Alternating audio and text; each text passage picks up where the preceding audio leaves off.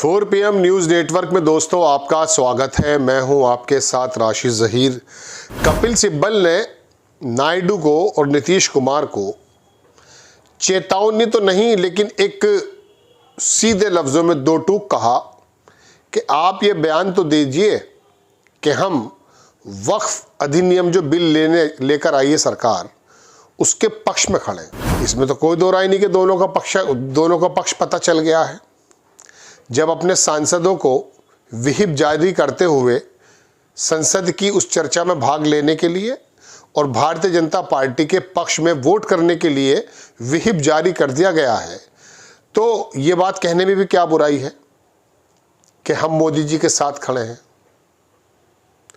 अभी रोज़ा अफ्तार में चंद्रबाबू नायडू जब आए थे और कह रहे थे कि मैं मुसलमानों के साथ खड़ा हूं और कोई भी ऐसा काम नहीं होने दूंगा जिससे ये महसूस होगा कि मुस्लिमों का कोई अहित है।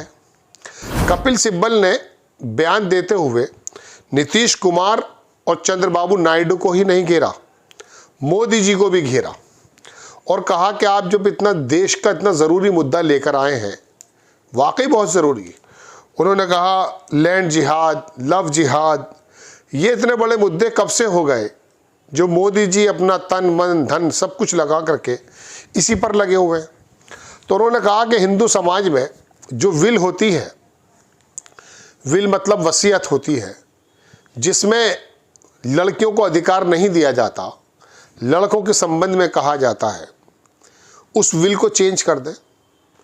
महिला के पक्ष में, महिलाओं के रिजर्वेशन के पक्ष में दुनिया भर की बात मोदी जी और मोदी जी की सरकार करती है, तो उन्होंने मोदी जी को भी लगे हाथ इसके अंदर लपेट लिया।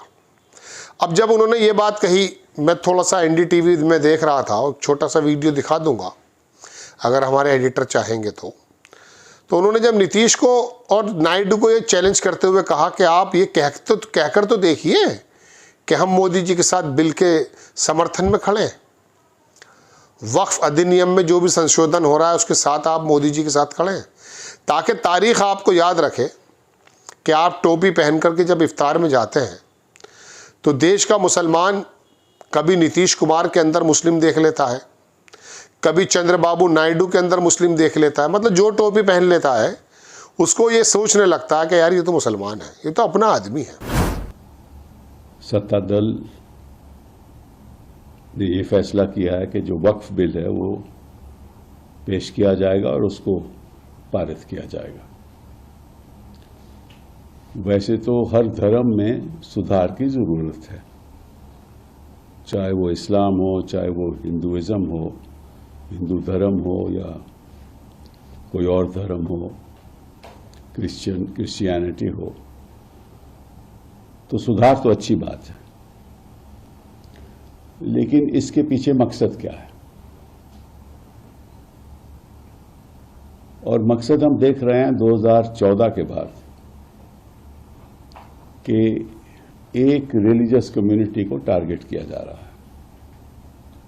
मैं वक्फ बिल के बारे में बाद में बात करूंगा। आप पिछले 10-11 सालों का इतिहास देख लीजिए। कभी ट्रिपल तलाक के खिलाफ, कभी यूनिफॉर्म सिविल कोड, कभी लव जिहाद, कभी मुसलमानों को टारगेट किया जा रहा है, कभी फ्लड जिहाद, कभी थूक जिहाद, बुलडोजर जस्टिस।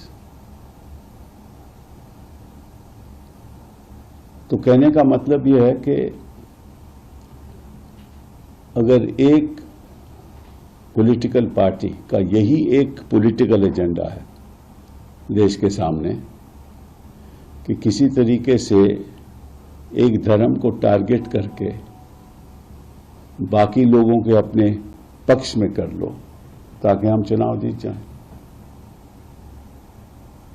ये इनका टारगेट रहा है और ये चलता रहेगा, ये यहां रुकेगा नहीं। अब ये देखना है कि जो इसके पक्ष में वोट करते हैं, क्योंकि भाजपा तो इसके पक्ष में वोट करेगी। ये तो उनका पॉलिटिकल एजेंडा है, राजनीतिक एजेंडा है। अब देखना यह है कि वो बाकी दल, चाहे वो टीडीपी हो, चाहे वो जेडीयू हो, चाहे वो पासवान जी की पार्टी हो, देखना यह है, क्योंकि आज तय हो जाएगा जब वोटिंग होगी कि असलियत में कौन सेक्युलर है। जहां तक टीडीपी का सवाल है, उन्होंने तो एक संशोधन लाए हैं बिल में, उसके बारे में बाद में बात करेंगे। तो वो तो इस बिल को सपोर्ट करेंगे, पक्ष में रहेंगे, क्योंकि उनकी इलेक्शन तो अभी दूर है, तो उनको कोई खतरा नहीं है। जहां तक जेडीयू का सवाल है, बिहार में इलेक्शन होने वाला है, तो उनको सोचना पड़ेगा। पक्ष में करेंगे तो हार जाएंगे इलेक्शन। हो सकता है वॉकआउट कर लें ताकि भाजपा को मौका मिल जाए पारित करने का। ऐसा ही पासवान जी कर सकते हैं। लेकिन तय होगा आज कि इस देश में सेक्युलर पार्टी कौन सी है।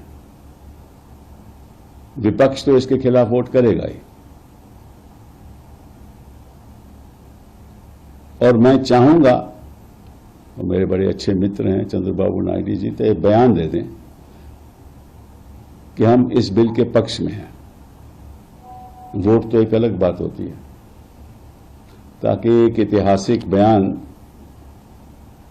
जनता के सामने एक बार आ जाए, और नीतीश जी भी ऐसा करें ताकि पता चल जाए।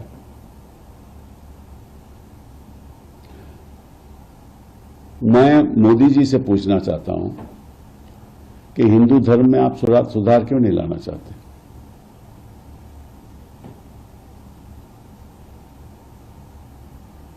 मस्जिद गिर जाती है तो आप चुप रहते हैं।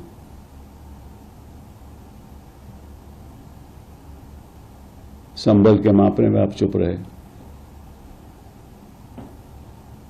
ये एजेंडा चलता रहता है और आप चुप रहते हैं।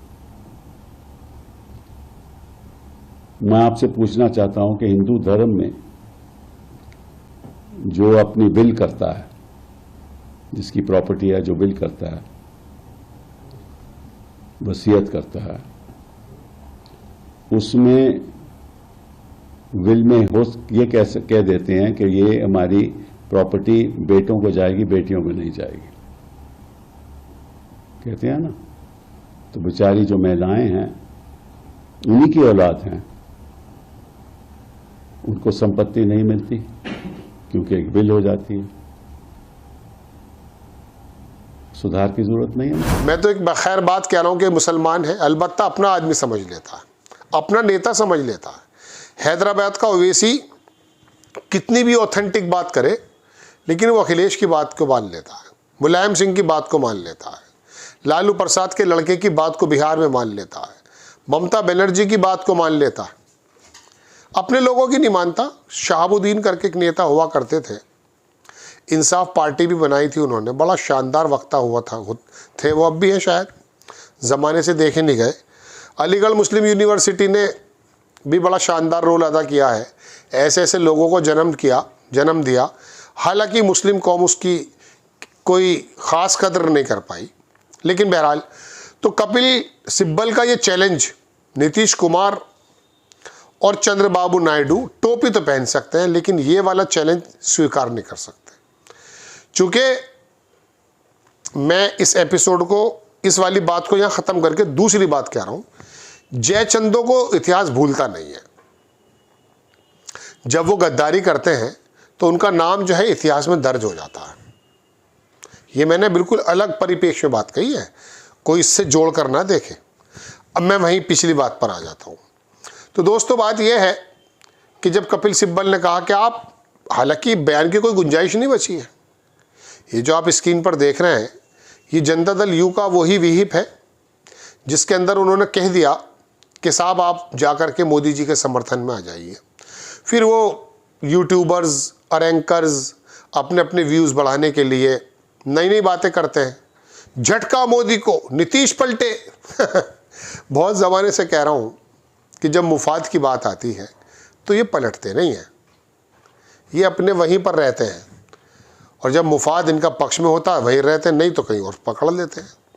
तो दोस्तों बात यह है कि कपिल सिब्बल का ये चैलेंज ना नीतीश कुमार एक्सेप्ट कर सकते हैं और ना ही नायडू एक्सेप्ट कर सकते हैं। अब इन दोनों को साइड में कर दीजिए, इनकी हकीकत और क्या देखनी है। बात है अब आमने सामने की।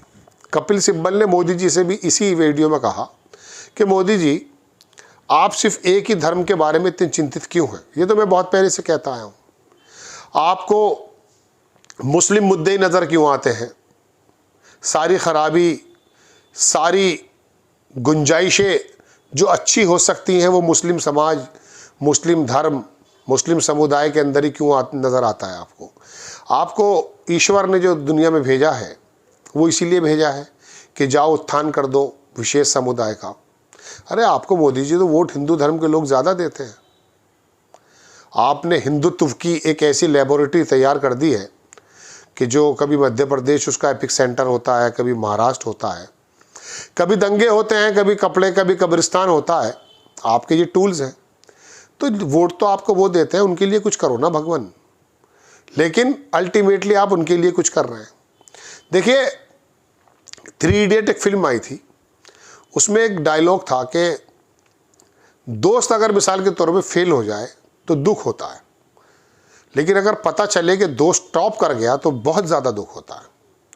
आपने दरअसल हिंदुइज्म नहीं, हिंदुत्व के मानने वालों की एक ऐसी जिज्ञासा को पकड़ लिया है जिसमें आपको ये पता चल गया है कि विशेष समुदाय को अगर मैं टीस करूँगा तो उनकी जिज्ञासाएं शांत होगी। पहले आपने उन्हें गोदी मीडिया की भट्टी में भड़काया है, ऐसे नहीं थे वो लोग। पहले आपने उसको धार्मिक पशु बनाया है, फिर बाद में कहा कि देखिए आपके सामने ये लोग बहुत उछल रहे थे, हालांकि उसको मालूम नहीं था कि उछल रहे हैं। ये विशेष समुदाय, ये लोग बड़ी बदमाशियां करते हैं, या जो भी कुछ गोदी मीडिया ने जाहिर किया। अभी मैं देख रहा था एक जगह, एक हमारे मित्र हैं पत्रकार, खबर तो मेरे पास कल ही आ गई थी सुबह, वो कह रहे 4 मुस्लिम लड़के पकड़े गए, एक हिंदू लड़की का गैंग रेप किया। मुस्लिम लड़के लिख करके वो अपनी जिज्ञासा शांत कर रहा है। जब गली मोहल्ले के अंदर ऐसे टट्टू पैदा हो जाते हैं तो वो जाहिर सी बात है ऐसी ही जिज्ञासा शांत करने के काम में आते हैं। आप जानते हैं जब आग जलती है तो उसको भड़काने के लिए छोटी छोटी लकड़ियाँ होती हैं, कबाड़ में होती हैं, वो उनको डाल देते हैं, भड़क जाती है कुछ देर के लिए। तो आप इस तरह के मुद्दे ला करके उन लोगों की वो जिज्ञासाएं शांत करते रहिए मोदी जी। आपसे लेकिन कपिल सिब्बल ने शानदार सवाल किया है कि हिंदू धर्म का भला कब करेंगे आप। वो जो विल है, क्या गुंजाइश, सुधार की गुंजाइश और धर्म में नहीं है, और कोई बोर्ड नहीं है, किसी मंदिर की समिति में कोई मौलाना बिठाएंगे आप। अभी आप पिछले दिनों गुजरात में एक मंदिर है, उसका अध्यक्ष आप उन्हें बना के आ गए थे 1 साल के लिए, और जो वहाँ पे पहले आपसे चीफ मिनिस्टर थे, जिनकी आपने हरा करके जब सत्ता ली थी, केशु भाई पटेल नाम था उनका, उस मंदिर का बना दिया था सर्वे सर्वा आपने। वहाँ देवबंद का मौलाना रख देंगे। वक्फ जो है क्या चीज़ है वक्फ। न मुसलमान जानते, न कानून बनाने वाले जानते, न संशोधन लाने वाले जानते। कपिल सिब्बल के ये सवालात तीनों लोगों से अपनी जगह बड़े शानदार हैं, इनके जवाब बनते हैं। आपको खबर कैसी लगी अपनी राय कमेंट्स बॉक्स में ज़रूर दीजिए। चैनल को सब्सक्राइब कीजिए, शेयर कीजिए। नेक्स्ट टाइम मैं किसी खबर के साथ हाजिर हो जाता हूं दोस्तों। जय हिंद।